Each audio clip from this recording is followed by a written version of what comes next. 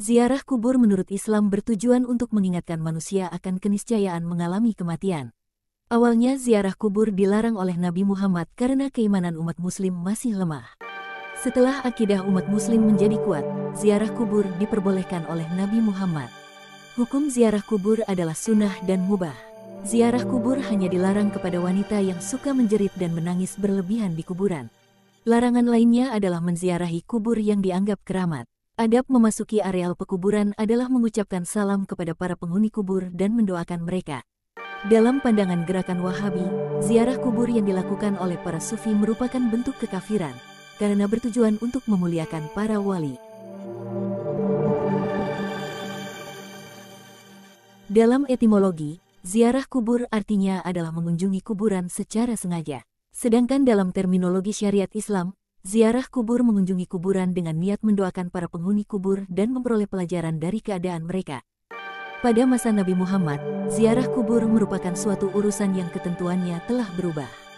Pada masa awal kenabian Muhammad dan penyebaran Islam, ziarah kubur merupakan praktik yang dilarang.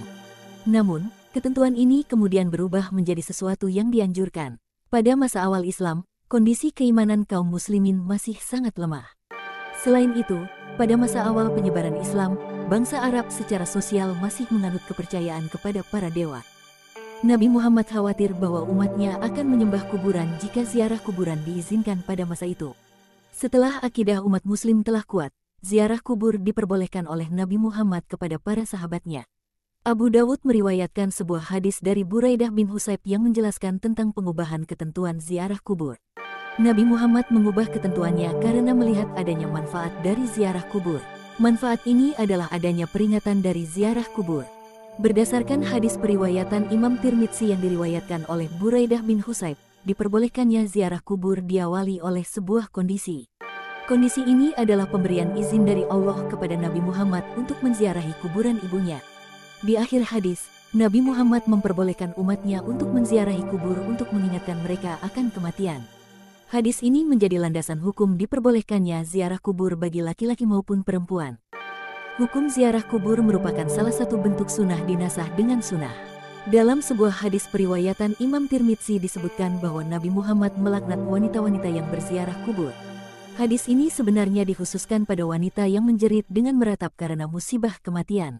Kondisi ini juga berlaku pada wanita yang menyebut-nyebut kebaikan mayit dengan suara yang keras dengan kata-kata yang berlebihan seperti "oh pelindungku" dan semacamnya. Selama kedua kondisi tersebut tidak dilakukan oleh wanita selama berziarah kubur, ulama memberikan dua pilihan hukum atasnya.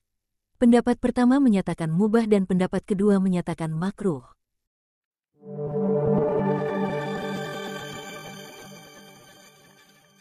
Mengucapkan salam merupakan adab pertama ketika memasuki pekuburan. Sebuah hadis dari Abu Umar dari Ibnu Abbas menerangkan bahwa salam yang diucapkan seorang mukmin kepada mukmin lain yang telah dikubur akan dibalas. Balasan akan diberikan oleh penghuni kubur yang mukmin jika mereka saling mengenal semasa hidupnya. Sementara sebuah hadis dhaif dari Baihaqi dan Ad-Dailami menerangkan bahwa salam akan dibalas oleh penghuni kubur meskipun mereka tidak saling mengenal semasa hidupnya. Mendoakan penghuni kubur merupakan salah satu anjuran selama berziarah kubur. Sebuah hadis periwayatan Imam Muslim dari Aisyah menerangkan sebuah doa yang dijadikan sebagai salam atas penghuni kubur. Doa ini diawali dengan doa keselamatan kepada penghuni kubur bagi kaum mukmin dan muslim. Kemudian dilanjutkan dengan pemanjatan doa kepada Allah untuk mengasihi orang-orang terdahulu dan orang-orang terakhir di kalangan muslim. Bagian akhir doa berisi pernyataan bahwa manusia akan menyusul para penghuni kubur atas kehendak Allah.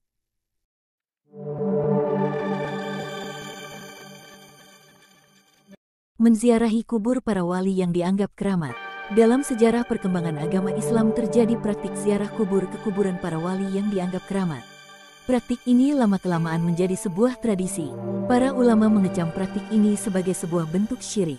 Kecaman ini telah dimulai sejak abad ke-12 dan ke-13 Masehi oleh Ibnul Jauzi dan Ibnu Taimiyah.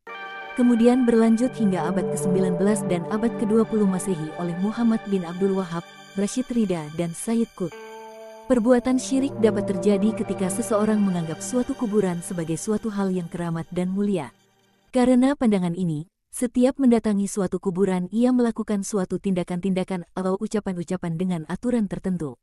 Hal ini dilakukan karena adanya kepercayaan bahwa melanggar aturan tersebut dapat memberikan malapetaka kepadanya.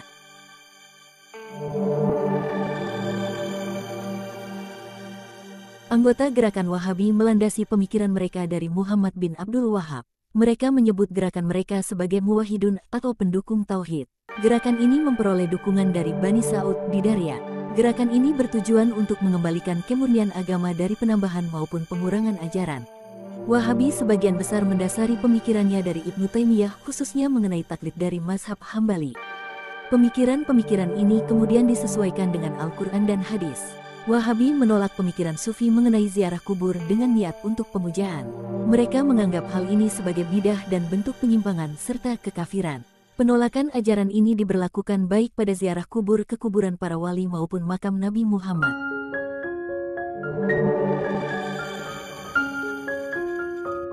Demikianlah penyampaian dan penjelasan tentang ziarah kubur menurut Islam.